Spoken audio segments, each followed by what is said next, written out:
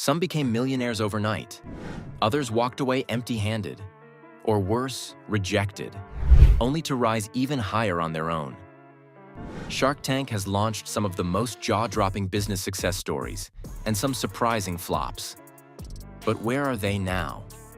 From viral sensations to billion-dollar acquisitions and even deals that never happened but still changed lives, in this episode of Rich Talk, we reveal what happened after the cameras stopped rolling. You might be shocked by how far or how fast some of these founders soared or crashed. When you think of the most successful Shark Tank product of all time, Scrub Daddy is the name that shines. This smiling sponge became a household sensation after Aaron Krause pitched it in Season 4.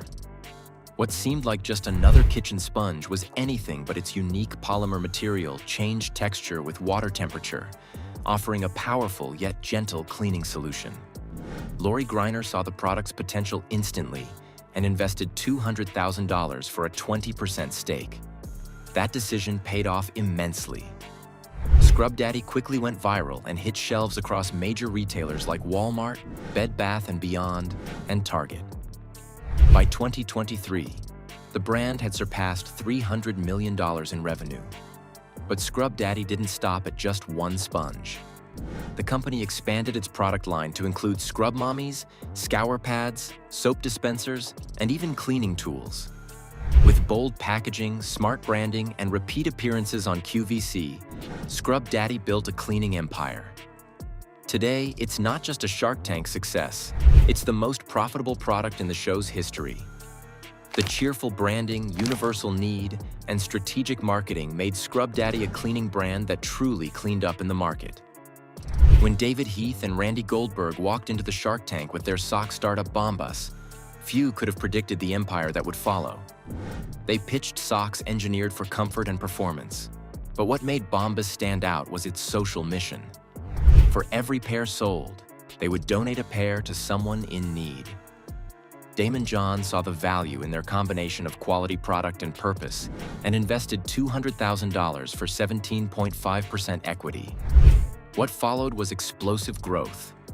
Bombas capitalized on the growing trend of socially conscious consumerism and became a direct-to-consumer powerhouse. From socks, they expanded into underwear and t-shirts, always keeping the one-for-one model intact.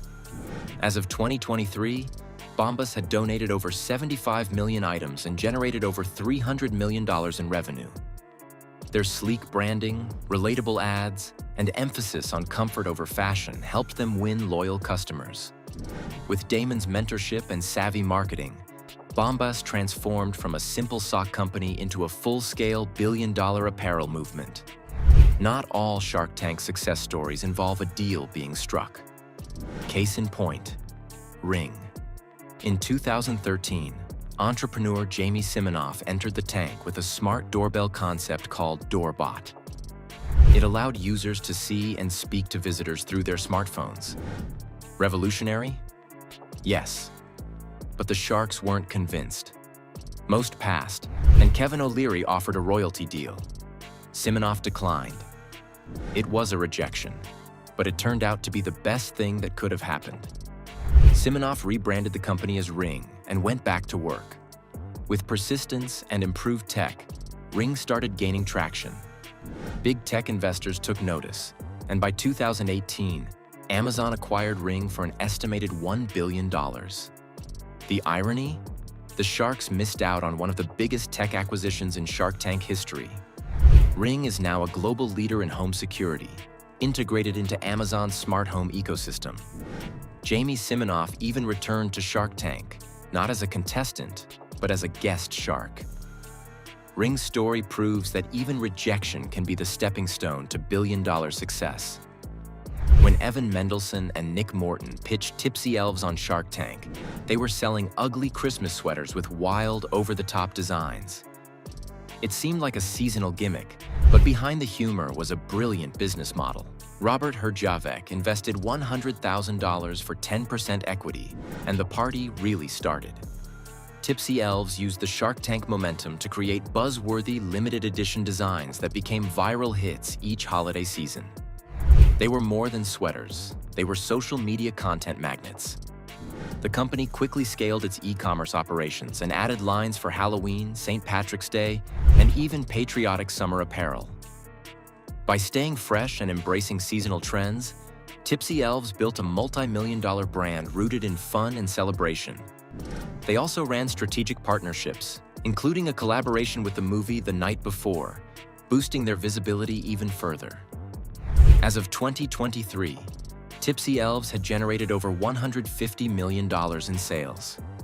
What began as a joke turned into a thriving fashion business, showing that even silly ideas can lead to serious success with the right mix of humor, hustle, and strategy. It started as a health solution and turned into an internet sensation. When Bobby Edwards and his mother Judy pitched the Squatty Potty, a stool designed to promote better bathroom posture, the Sharks were skeptical but curious.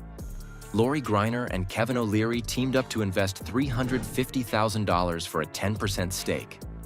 What followed was one of the most genius marketing moves in Shark Tank history. The Squatty Potty team released a bizarre, hilarious, and brilliantly creative ad featuring a unicorn pooping rainbow ice cream. It went viral instantly. Sales exploded.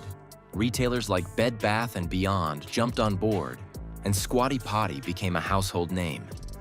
The product was no longer a punchline. It was backed by science and endorsed by celebrities and doctors alike. By 2023, Squatty Potty had raked in over $175 million in revenue. They expanded into other bathroom accessories and continued leveraging creative marketing to stay relevant. It's proof that even the most unconventional products can find a place in the market and dominate it with the right vision. Shark Tank isn't a crystal ball. Some of the most successful post-show stories come from entrepreneurs who never got a deal. One standout is Coffee Meets Bagel. The dating app was pitched in season 6, and Mark Cuban famously offered $30 million to buy the entire company, which the founders turned down. Fast forward a few years, and Coffee Meets Bagel grew into one of the top dating apps globally. It focused on meaningful matches over swiping, and as of 2023, it had raised millions in funding and built a loyal user base. Another example is Chef Big Shake, a seafood business selling gourmet shrimp burgers. Despite not landing a deal, founder Sean Davis saw a spike in orders after airing and turned the exposure into supermarket success, expanding to thousands of stores nationwide. There's also Doorbot, now Ring, Kodiak Cakes, and Copa di Vino, all businesses that either walked away or were rejected and went on to generate millions. These stories remind us that Shark Tank is just a platform. Success depends on resilience, branding, and relentless execution. Sometimes the biggest wins come after the tank, not in it. Shark Tank might be a TV show, but for these entrepreneurs, it was a defining moment, one that either launched them into wealth and recognition or pushed them to prove the sharks wrong. Whether they scored a deal or walked out empty-handed, these founders showed us that success isn't always about who invests. It's about the hustle that follows. So, what's your favorite Shark Tank comeback or success story? Drop it in the comments below. And if you love seeing how business dreams turn into luxury lifestyles, hit that like, subscribe, and tap the bell icon, because here at Rich Talk, we're always tracking the real stories behind the riches.